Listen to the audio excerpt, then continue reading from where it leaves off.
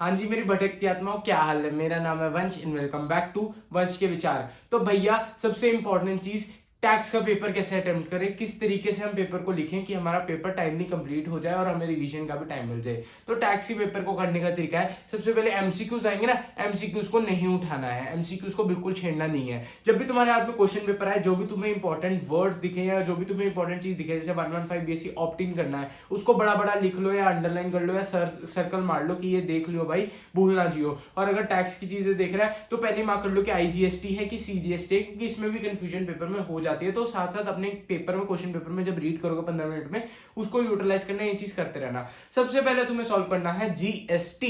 GST में भी सबसे पहले ऑर्डर क्या है जीएसटी सॉल्व करने का, अपना बड़ा 10 नंबर का क्वेश्चन उठा लेना, उसको सॉल्व करना, फिर चॉइसेस वाले क्वेश्चन को सॉल्व करना, और अपने पहले ही घंटे में तुम जीएसटी को डंडना डंडन आराम से कर लोगे। 1 घंटा से 45 minute I would say GST को दे देना। 45 मिनट में जीएसटी तुम्हारा हो जाएगा, 45 मिनट से 1 घंटे में। फिर तुम उठाना अपने एमसीक्यूज को। एमसीक्यूज को तुम्हें देना है गिन के 35 से 40 मिनट, उससे ज्यादा नहीं देने हैं क्योंकि वरना डीटी छूट जाएगा।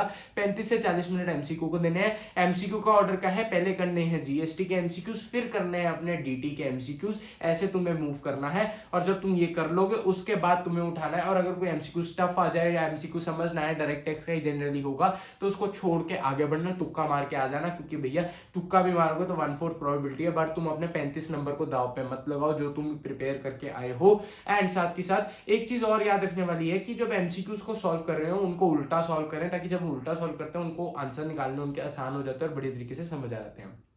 फिर अपना उठाना है डायरेक्ट टैक्स, बड़ा 15 नंबर का क्वेश्चन को फिर से नहीं छूना है, उल्टे ऑर्डर में सॉल्व करना, और लास्ट में 15 नंबर को सॉल्व करना है, क्योंकि 15 नंबर के क्वेश्चन में जनरली हमारा आंसर सही नहीं आता है। टैक्स लायबिलिटी जो कैलकुलेट होती है वो गलत होती है, टोटल इनकम गलत हो जाती है, क्योंकि हम कोई ना कोई चीज एक आधी तो गलती कर ही देते हैं। तो इसका हैक ये कि 15 में से हम जितने नंबर निचोड़ सके निचोड़ ले लास्ट में, उससे पहले हम बाकी जो क्वेश्चन है उनको डन डन डन डन कर लें। तो हमने अपने 1 घंटा दिया, फिर अपने 35 मिनट देने के बाद 35 से 40 मिनट, 1 घंटा 20 मिनट आराम से डायरेक्ट टैक्स को दीजिए और बढ़िया तरीके से अपना पेपर डन कराइए। साथ में आप देखिएगा, अगर आप इस स्ट्रैटेजी को फॉलो करेंगे आपका पेपर भी टाइमली कंप्लीट होगा, बाकी बच्चे टेंशन में होंगे, आपके पास रिवीजन के लिए भी टाइम बचेगा, एंड आपका काफी हाई चांसेस है कि फिर आपका वो 15 नंबर का क्वेश्चन भी ठीक हो जाए। वरना क्या होगा, 15 नंबर का क्वेश्चन उठाएंगे, 40 मिनट वो खा जाएगा, एमसीक्यू उठाएंगे, अगला 1 घंटा 20 मिनट वो खा जाएगा, और बाकी पेपर करने का टाइम नहीं मिलेगा, और पेपर छूटेगा ही छूटेगा। और टैक्सेशन का पेपर जनरली लेंदी आता है। तो भैया पढ़ते रहो, कहर मचाते रहो, और मिलते हैं फिर अगले वीडियो में। तब तक के लिए बाय बाय।